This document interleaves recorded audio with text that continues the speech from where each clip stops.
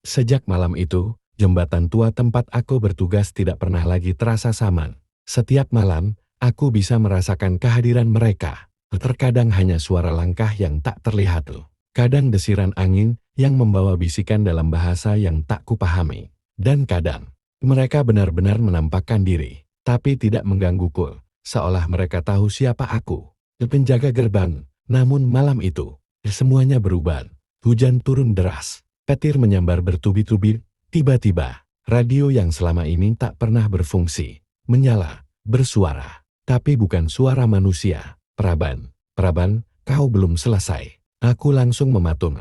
Suara itu serak, dalam, terdengar seperti berasal dari perut bumi. Lampu pos jaga tiba-tiba padam, dan dari arah ujung jembatan, tampak sesosok wanita berjalan perlahan. Tubuhnya menggigil, basah kuyup, wajahnya pucat, rambut panjang menutupi sebagian mukanya. Aku menghampirinya dengan senter. Bu, Anda kenapa? Kenapa di sini tengah malam? Dia diam, tangannya menunjuk ke arah sungai. Aku ditarik, aku belum sempat pulang. Tiba-tiba, seluruh tubuhnya bergetar, dan jatuh ke tanah. Saat aku coba menolong, tubuhnya menghilang. Yang tertinggal hanyalah tanah basah, dan sebuah pita rambut kecil berwarna merah, penuh lumpur, dan darah. Malam itu aku tahu, mereka tidak hanya menampakkan diri, tapi mulai berinteraksi, mulai mencari sesuatu, atau mungkin mencari seseorang, dan aku mulai bertanya, apakah aku masih bertugas menjaga, atau aku sendiri telah menjadi bagian dari gerbang itu. Aku tak bisa berhenti sekarang, karena sejak wanita itu muncul, setiap malam, satu persatu arwah mulai menampakkan wajah, bukan lagi hanya sosok samar, tapi utuh nyata, dan mereka menatapku, bukan dengan marah, tapi dengan harapi, seolah mereka butuh bantuanku untuk menyeberang, untuk pulang. Tapi kemana? Aku belum tahu jawabannya. Yang aku tahu tugasku belum selesai, dan malam-malam ke depan akan semakin gelap. 3 hari setelah sosok wanita itu menghilang, aku mulai mendengar suara ketukan dari bawah jembatan. Ketukan yang pelan, teratur, seperti seseorang sedang mengetuk pintu. Pintu yang tak terlihat, tapi selalu ada di tempat yang sama. Awalnya, kupikir itu hanya ilusi, tapi makin lama, suara itu makin keras. Dan malam itu, ketika aku berdiri di tepi jembatan, tanah di bawahku bergetar. Kabut tebal menyelimuti seluruh jembatan. Aku tak bisa melihat apapun kecuali cahaya kecil dari pos jaga. Dan kemudian, aku melihatnya. Seseorang berdiri tepat di tengah jembatan. Tingginya 2 kali manusia biasa. Tubuhnya hitam legam, seperti bayangan yang terbuat dari asap. Matanya merah menyala, tapi berbeda dari makhluk-makhluk sebelumnya yang ini. Tidak hanya menatap, dia bergerak, mendekatiku. Setiap langkahnya membuat udara di sekitarku membeku. Tubuhku kaku, tapi entah mengapa, hatiku tidak takut. Seperti ada kekuatan di dalam diriku, yang sudah disiapkan untuk malam ini. Saat dia berada hanya beberapa meter di depanku, suara dalam kepalaku terdengar. Kau penjaga, tapi gerbang telah dibuka, dan yang keluar, bukan hanya mereka yang ingin pulang. Aku menggenggam tasbihku lebih erat, lalu tiba-tiba, ada cahaya terang dari belakangku. Seseorang berdiri di sana, seorang pria tua, berpakaian seperti dukun atau petapa. Wajahnya teduh, tapi sorot matanya tajam. Kau sudah melihat gerbangnya, katanya. Tapi sekarang, kau harus memilih tetap menjaga, atau menutupnya selamanya. Aku tak sempat bertanya siapa dia, tapi entah kenapa aku tahu. Dia bukan orang biasa. Dia berdiri di sampingku, membacakan doa dengan suara dalam dan kuat. Makhluk hitam itu menggeram, lalu mundur perlahan, dan lenyap ke kabut. Petapa itu menoleh padaku. Waktumu tidak banyak.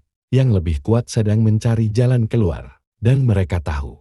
Hanya satu orang yang bisa menghalangi mereka. Kau. Lalu dia pun hilang, seperti ditiup angin. Malam itu aku tahu, aku tidak sendirian lagi. Tapi tugasku jauh lebih berat dari yang aku bayangkan. Bukan hanya menjaga, tapi menyegel. Dan jika aku gagal, dunia ini bukan lagi milik manusia.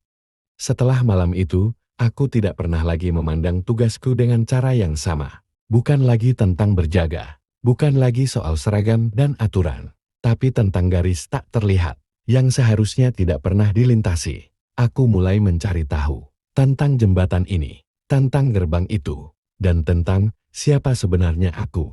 Aku kembali ke rumah masa kecilku. Sudah lama kutinggalkan sejak ayah meninggal. Ibuku juga sudah tiada. Tapi rumah itu masih berdiri dan menyimpan banyak rahasia. Di dalam laci tua meja kerja ayah, aku menemukan sesuatu. Sebuah buku lusuh, ditulis tangan.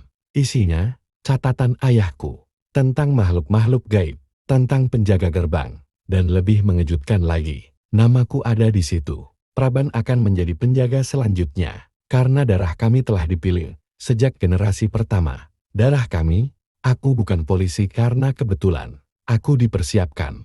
Ayahku juga seorang penjaga. Semua mulai masuk akal. Kenapa aku selalu merasa tidak asing dengan dunia gelap itu? Kenapa makhluk-makhluk itu tidak langsung menyerangku? Tapi catatan itu belum selesai. Di halaman terakhir, hanya ada satu kalimat.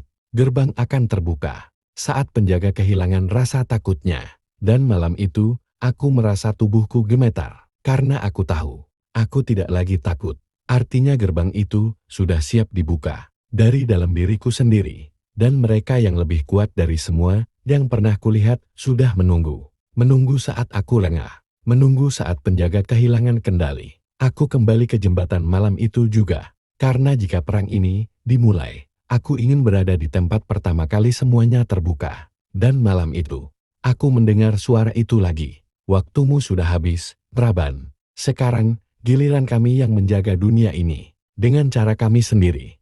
Sudah berlalu 1 bulan sejak malam itu. Jembatan tua yang dulunya diselimuti kabut tebal. Kini hanya jadi jalan sunyi yang tak lagi menakutkan. Tak ada lagi suara ketukan dari bawah. Tak ada penampakan. Tak ada teriakan dari dunia lain. Dan tak ada Praban.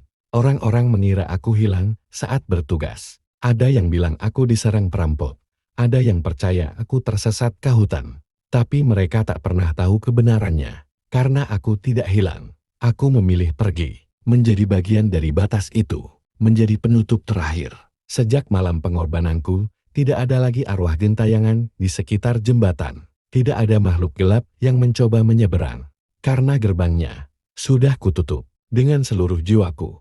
Tapi ada satu hal yang tetap ada. Setiap malam Jumat Kliwon, seorang petani desa melihat cahaya kecil di tengah jembatan. Bukan lampu, bukan api, tapi seperti kilau bintang yang menyala hanya beberapa detik, lalu menghilang. Mereka bilang, itu adalah penjaga. Bahwa walau ragaku tak terlihat, jiwaku tetap ada di sana. Menjaga, mengawasi, memastikan tak ada yang kembali membuka apa yang telah disegel. Aku tak lagi menjadi polisi, tapi aku akan selamanya menjadi Praban. Penjaga batas, penutup gerbang. Dan mungkin, suatu saat, jika dunia mulai retak lagi, namaku akan dipanggil kembali. Sampai saat itu, aku akan tetap di sini. Diam, tak terlihat, tapi ada.